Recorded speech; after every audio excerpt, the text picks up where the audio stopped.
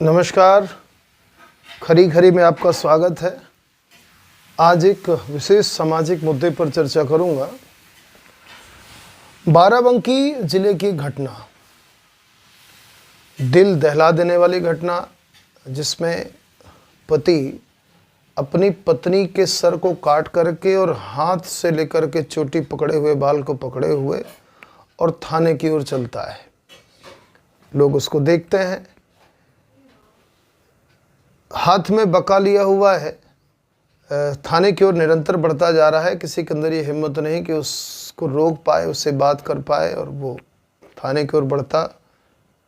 परिजनों ने, ग्रामीणों ने सूचना दी, जैसे भी हुआ पुलिस ने आकर के उसको पकड़ा। ये घटना उत्तर प्रदेश के बाराबंकी जिले के फतेहपुर थाना क्षेत्र की है, जिसमें एक गांव है बसारा गांव। बसारा गांव की घटना, जहां पर अनिल कुमार कनौजिया और उसकी पत्नी वंदना, अनिल कुमार को ये शक है कि उसकी पत्नी वंदना का उसके न रहने पर या उसके पीठ पीछे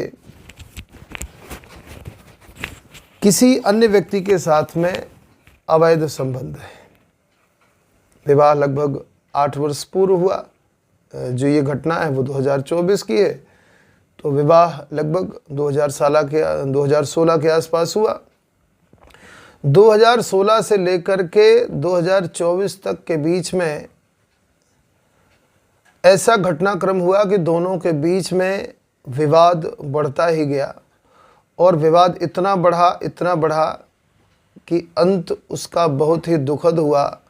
पत्नी का सर काट करके पति खुलेआम उसके सर को लेकर के गांव के बीच से होते हुआ थाने को बढ़ता है। ये मानसिकता बताती है कि कितनी घृणा भरी हुई थी उसके पति के मन में, कितना जहर भरा हुआ था उसके पति के मन में, वंदना के पति के मन में। घटना हो गई, पुलिस ने गिरफ्तार कर लिया। लेकिन अब मैं चर्चा करूंगा, बिल्कुल खरी खरी चर्चा। ये भाव आता कहाँ से है? भाई, ऐसी घटना के रूप में परिणाम हो तो उस परिणाम के पीछे कोई ना कोई कार्य होता है, और हर एक कार्य का एक कारण होता है।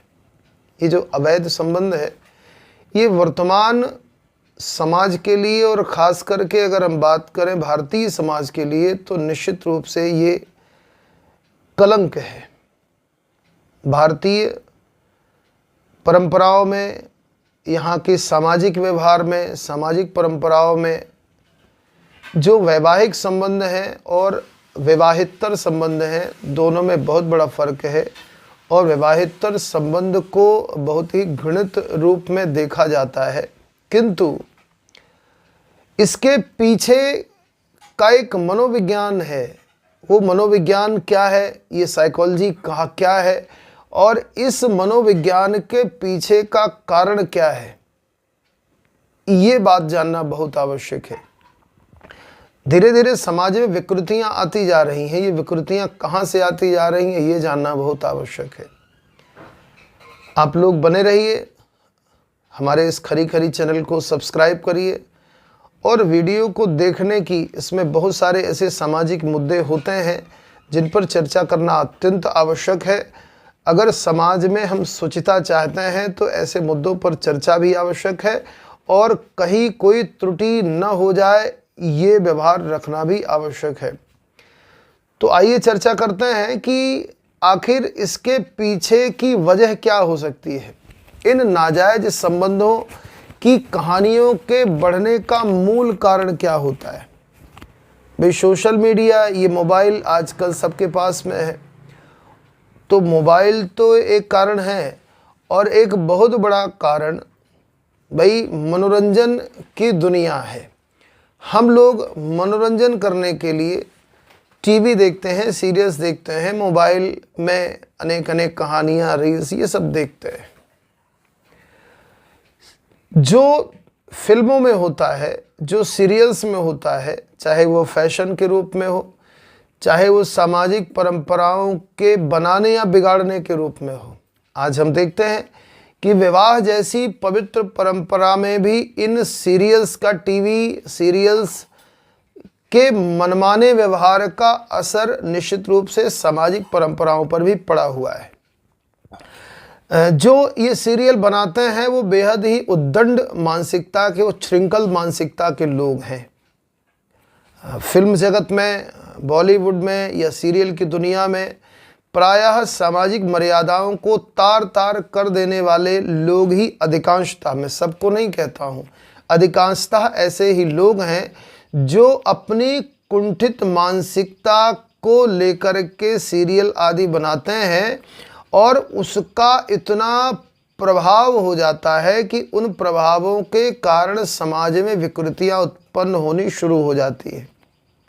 ये एक ऐसा संक्रमण है जिसका प्रभाव समाज पर होता है और यही कारण है कि इन टीवी सीरियल्स के, इन फिल्मों के कुविचारों के संक्रमण का प्रभाव आम समाज में देखने को मिलता है और समाज ये है कि तादाद में संबंध स्थापित नहीं कर पाता और एक दूरी बन जाती है। महिलाओं में ये असर अधिक देखने को मिलता है क्योंकि ज़्यादातर मनोरंजन के बहाने से अधिक जुड़ाव रहता है। आप गौर करें, जब ये धार्मिक सीरियल भी बनाते हैं तो वहाँ पर भी अपनी कुंठित मानसिकता को प्रदर्शित करते हुए उन धार्मिक सीरियल को भी बिगाड़ते हैं। उसका असर ये होता है कि हम धार्मिक आस्थाओं को भी मनोरंजन के रूप में देख करके और इनके सीरियल की दृष्टि, इनके विचारों की उस दृष्टि से ही हम धर्मशास्त्रों को भी देखने लगते हैं और उसका कारण ये है कि हमारी जो धार्मिक मान्यताएं हैं वो भी कहीं ना कहीं खंडित होती हैं। जब धार्मिक मान्यताएं खंडित होती हैं तो उसका असर सामाजिक मान्यताओं पर भी पड़ता है और सामाजिक मान्यताओं के साथ समाज के लोक व्यवहार पर भी इन सब का गहरा असर देखने को मिलता है।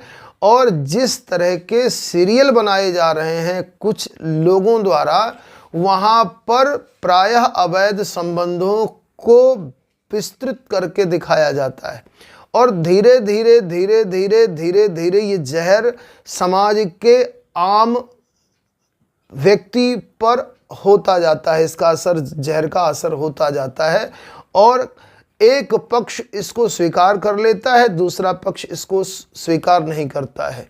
जहां स्वीकार्यता और अस्वीकार्यता के बीच में द्वंद्व बढ़ने लगता है और इस द्वंद्व का परिणाम ये होता है कि बाराबंकी के इन घटनाओं का प्रदर्शन हो जाता है। भाई, वंदना नाम की जो महिला है उसका पति अनिल कनौजिया जो भी कहें, क्या था उसके पीछे, वजह क्या थी? चूंकि पति को शंका हुई तो एक बात तो तय है कि धुआं तब तक नहीं होता जब तक आग नहीं होती। बिना आग के धुआं नहीं होता। हो सकता है कि कई बार बादलों को देख करके भ्रम हो जाए धुएं का और धुएं के भ्रम में आग का भ्रम हो जाए, किंतु अधिकांशतः अगर धुआं है इसका मतलब आग है। पति को शंका हुई तो कोई ना कोई कारण अवश्य विद्यमान रहा होगा, कुछ ना कुछ ऐसा।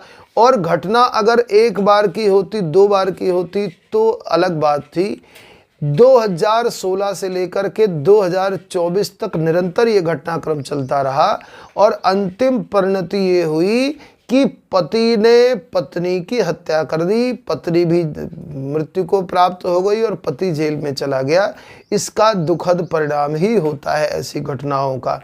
उसमें कितना सत्य था ये नहीं कहा जा सकता है, किंतु उसके पीछे का जो समाज शास्त्र है, उसके पीछे का जो मनोविज्ञान है, वो मनोविज्ञान कहीं ना कहीं एक जहर के रूप में संपूर्ण समाज में धीरे धीरे घुलता जा रहा है, जिसके लिए अत्यंत आवश्यक है कि संपूर्ण समाज को इन टीवी सीरियल्स और मोबाइल में आने वाले घिनौने जो विचारों के प्रवाह से युक्त सीरियल हैं, श्रृंखलाएं जिस तरह की बनती हैं, वीडियो श्रृंखला, वेब श्रृंखलाएं बनती हैं, उन वेब श्रृंखलाओं से इतर दिमाग लगा करके अपनी सामाजिक परंपराओं को ध्यान में रख करके उन पर विचार करते हुए उनका बहिष्कार करना चाहिए या कि उससे दूर होने का प्रयास करना चाहिए। अगर हम ऐसा नहीं करेंगे तो समाज में ऐसी घटनाएं होती ही रहेंगी।